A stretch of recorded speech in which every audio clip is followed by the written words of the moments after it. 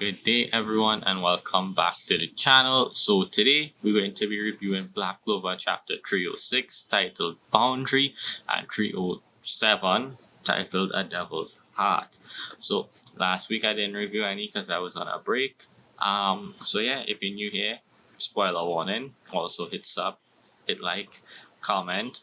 And of course, thank you for the 200 subs. I'll be doing a Q&A shortly. So when I do, I'm looking for questions from people from the subs to answer. So be sure to send in your questions down below or on any of my socials linked below. Let's dive into the chapter. So 306 first, titled Boundaries. And it starts off with Yuno firing off his ultimate attack, I guess. And it is the arrow, and he hits Meducula not Meducula, Xenon right here through the upper part of his chest close to here. So now he looks like Woodcura from Bleach, who had his hollow hole somewhere here too. So that's interesting. And when he hits him, this jumps and leads straight into Xenon's flashback.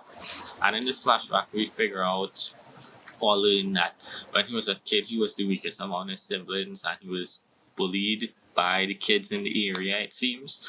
And one day when he was being bullied, this guy with fire magic saved him, and they became friends. His name was Alan.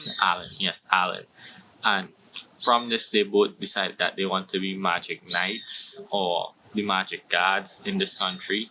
And it has the same duo for the dynamic of Asta and Yuno, because they both look similar to them. So that's very interesting. And the good thing about this is this speculation, or this chapter leads to the speculation that maybe Alan was Asta's dad. But we have to wait on clarification for that. But something else to notice in this chapter, when Xenon was bullied the first time, his brother and sister Dante and Vanica told him he was weak, how he could be their brother. But someone else came in a wheelchair and said he's a lot like him. And that seems to be an elder brother, fourth one of the siblings. But we then cut into the future and we see Alan and Xenon have accomplished their goals to become magic knights then. This leads into them going on this mission to this dungeon that appeared. In this dungeon, it had a devil, and it basically put in the work on everybody and whooped them. And we see a bloodied Xenon and Alan trying to fight it, and Alan said he's going to use his ultimate attack and attack it. So he does do this, he attacks it, and when he attacks it, his attack isn't doing much damage, and Xenon is thinking to himself he could defeat this devil if he uses his ultimate attack. But this ultimate attack would kill Alan, because Alan is kind of in front of the demon, so in order to hit the demon it would go straight through him. So he does end up doing it, and we see him crying and tearing up, and he kills Alan, I guess, and the devil in that chapter there. And we see him go back home to this brother of his who is in the wheelchair, because earlier on also he told his brother that he doesn't want to be a devil host. But now he goes back to him and says, I want to be a devil host, to make the contract. And in doing so, he tells him, make the contract, and we get the official reveal at the end of the chapter, the last panel, the name of his devil, which is Beelzebub. And chapter 306 ends there. So 306 was just a flashback into Xenon's backstory and to give us more on him. And then chapter 307, titled A Devil's Heart, opens off right where 306 ended, which is with him speaking to the devil. And we see he tells the devil that he wants a devil's heart. He tells the devil he wants a devil's heart. And this is kind of like the deal Asta made with his devil, where he gave him his arm and he got a devil arm. But he asked for a heart instead.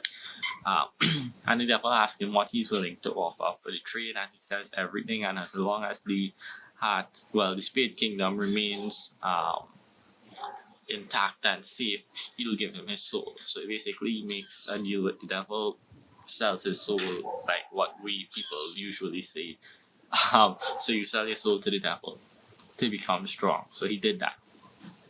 So we see back into the present time now. He gets back up after being shot here, and he tells that you deliberately missed my heart. Well, not deliberately, but you deliberately changed the trajectory of your attack so you would hit your partner, and in doing so you missed my heart. If you had hit your partner, then you would have hit me and killed me, kind of like what he did in the flashback with Alan. So this leads to us seeing his new devil form, and he looks kinda similar to the word magic devil that we got with Licht earlier on in the series. He looks similar to that. But he then uses an attack, and he uses his spatial magic and then his bone magic and bombards you with the bone attack. I don't know the name of the bone attack, but the bone whips, and he smashes him into the wall, and it looks like Yuno is down for the count.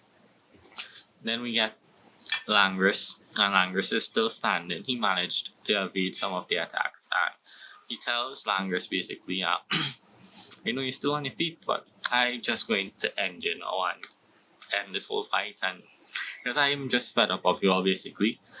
And when he goes in for the attack, Langris is saved, and by none other than his brother Finral. And basically this leads to them having a little discussion, and they come to terms that okay, we both going to have to team up to take down this person, and the chapter ends with both of them holding hands preparing an attack. But this is interesting because now, since the chapter has ended, now we see Langris is with his brother, and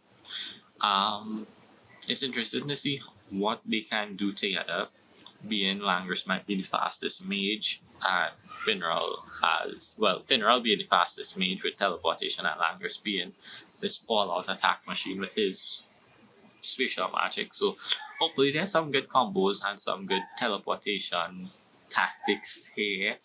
But we'll see what happens, because it's been a while since both of them had any kind of match together or anything like that, because the last time they fought, Langris was evil, and then after that they became kind of closer after that incident with the elves. So interesting to see their dynamic going forward and what they do and how they do it. But essentially both chapters lead to set up. One, we got Xenon's backstory, which was needed, and continued into the next one, and then the end of the next one, 307, we got the setup for a bigger fight. But yeah, all in all, this was a good chapter. It was a good thing I left it out too and waited for this one to review, so we got the whole of Xenon's story kind of together, because it was part of this chapter and the last chapter. But yeah, all in all, good chapter, and I'll see you all in the next one. Bye.